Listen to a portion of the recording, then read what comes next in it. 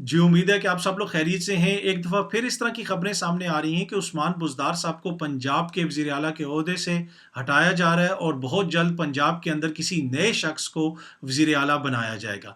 लेकिन इस तरह की खबर पहले भी हम सुन चुके हैं, बल्कि कई बार सुन चुके हैं ऐसी खबरें। गुज़िश्ता बरस भी इस हवाले से मैंने 2 दफ़ा एक वीडियो आप लोगों के साथ शेयर की थी, जिसमें बताया था कि वो कौन लोग हैं जो इस तरह की खबरें लगवाते हैं और वो क्यों इस तरह की खबरें लगवाते हैं और इसकी वजह क्या है। मैं चाहूँगा कि ये 2-3 मिनट की वीडियो है, आप दोबारा देखें ताकि आपको समझने में आसानी हो कि इस तरह की खबरें क्यों बार-बार सामने आती हैं।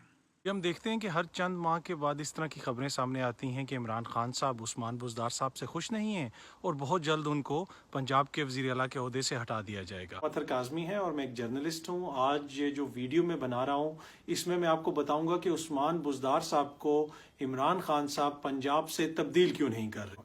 आप लोगों ने सुना होगा कि बहुत सारे लोग ये मुतालबा कर रहे हैं कि उस्मान बुज़दार साहब को उनके ओहदे से हटाया जाए। पंजाब में गवर्नेंस बहुत ज़्यादा ख़राब है, हत्ता कि पाकिस्तान तहरीक इंसाफ के अपने रहनुमा भी खान साहब को कह रहे हैं कि बुज़दार साहब को हटाया जाए। अब वो क्या वजह है जिसकी वजह से इमरान खान साहब उस्मान बुज़दार साहब को उनके ओहदे से नहीं उठा रहे।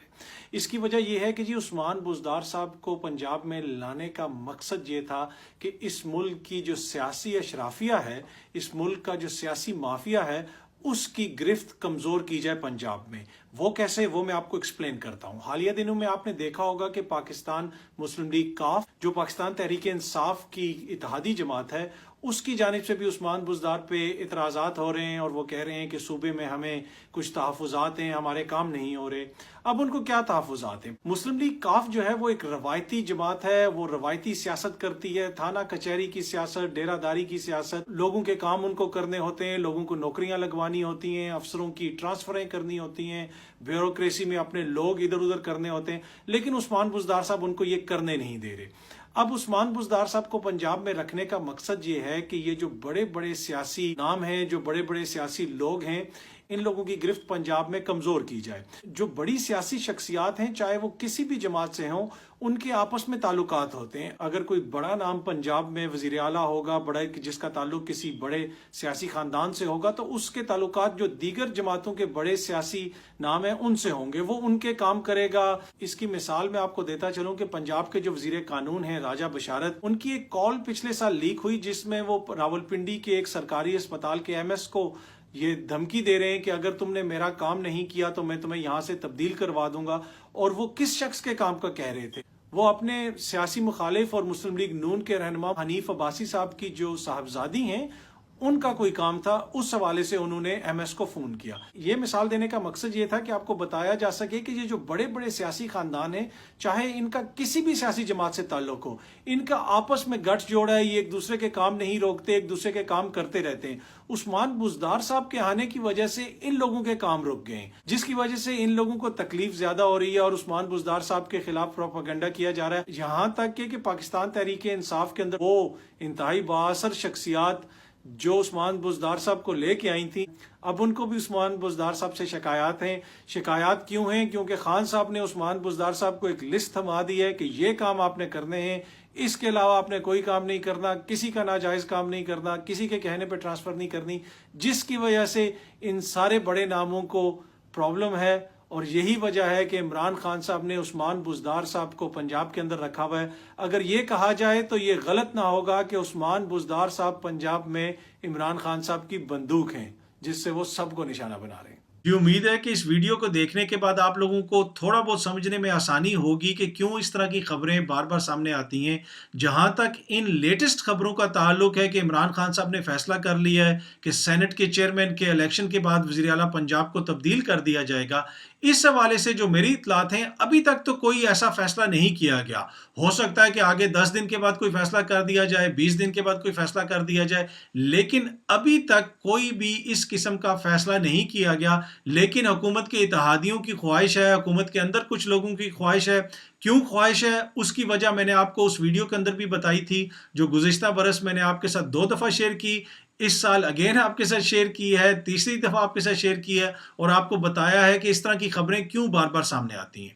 دوسری بات یہ ہے کہ عثمان بزدار صاحب کی کارکردگی کے اوپر بھی تنقید ہوتی ہے، ان کو کمپیئر کیا جاتا ہے شہباز شریف صاحب کے ساتھ اور کہا جاتا ہے کہ شہباز شریف صاحب کی کارکردگی بہت اچھی تھی، وہ بہت اچھے ایڈمنسٹریٹر تھے، وہ چھاپے مارتے تھے، وہ ایک جگہ جاتے تھے دوسری جگہ جاتے تھے، بیوروکریسی ان سے ڈرتی تھی، وہ لوگوں کو معطل کرتے تھے۔ ماضی میں ہم دیکھتے تھے کہ شہباز شریف صاحب جب بھی کوئی اقدام اٹھاتے تھے، اگر کسی وہ افسر کو معطل کریں یا وہ کسی جگہ پہ غیر اعلانیہ دورہ کریں تو میڈیا اس کو بہت زیادہ ہائی لائٹ کرتا تھا۔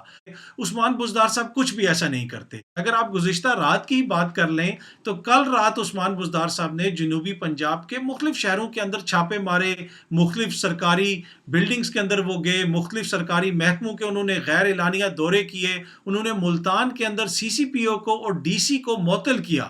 جی ہاں جی، سی سی پی او ملتان اور ڈی سی ملتان کو انہوں نے معطل کیا۔ انہوں نے کہا کہ وہاں پہ جو ہسپتال ہیں ان کی کارکردگی ٹھیک نہیں ہے، ان کی حالت ٹھیک نہیں ہے اور دیگر کچھ وجوہات تھیں جس کی وجہ سے ان سینئر افسران کو وزیر اعلیٰ پنجاب عثمان بزدار صاحب نے معطل کر دیا، ان کے عہدوں سے وہاں سے ہٹا دیا۔ اب اگر شہباز شریف صاحب کو اس طرح کا اقدام اٹھاتے تو کتنی زیادہ اس کی میڈیا میں کوریج ہونی تھی۔ عثمان بزدار صاحب کے حوالے سے اگر کوئی اس طرح کی خبر ہو تو تھوڑی سی میڈیا میں کور ہوتی ہے، کوئی ایک آدھی چھوٹی موٹی خبر لگ جاتی ہے، اس کے بعد کوئی اس کے اوپر ذکر ہی نہیں کرتا۔ اگین جس طرح میں نے پہلے بھی کہا کہ ان کی کارکردگی کے اوپر آپ تنقید بھی کر سکتے ہیں اور بہت ساری تنقید جائز بھی ہے، لیکن اگر یہ کہا جائے کہ ماضی کے وزیر اعلیٰ ان کے مقابلے میں 600 گنا بہتر تھے اور یہ بالکل بھی ان کی کارکردگی ناقص ہے تو یہ درست نہ ہوگا۔ ہاں، ماضی کے وزیر اعلیٰ کی میڈیا مینجمنٹ، ان کی جو میڈیا مینجمنٹ تھی، ان کا جو کریڈٹ لینے کا طریقہ تھا وہ وزیر اعلیٰ عثمان بزدار صاحب کی نسبت بہت بہتر تھا۔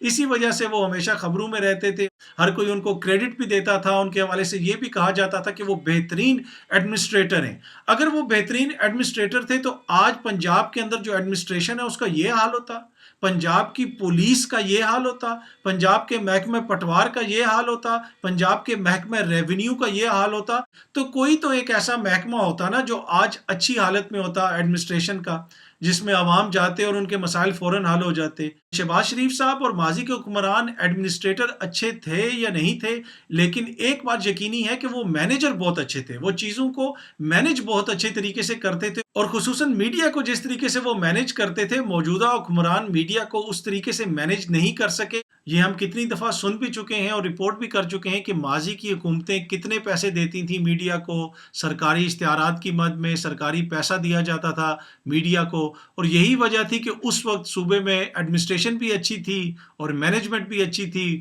اور موجودہ حکومت کی نہ ایڈمنسٹریشن اچھی ہے پنجاب میں، نہ ہی ان کی مینجمنٹ اچھی ہے، اور اسی وجہ سے ہر روز ہمیں میڈیا کے اندر آئے روز اس طرح کی خبریں سننے کو ملتی ہیں کہ عثمان بزدار صاحب کو تبدیل کیا جا رہا ہے۔ امید ہے کہ یہ ویڈیو آپ لوگوں کو پسند آئی ہوگی، بہت جلدی آپ لوگوں سے دوبارہ ملاقات ہوگی۔ شکریہ۔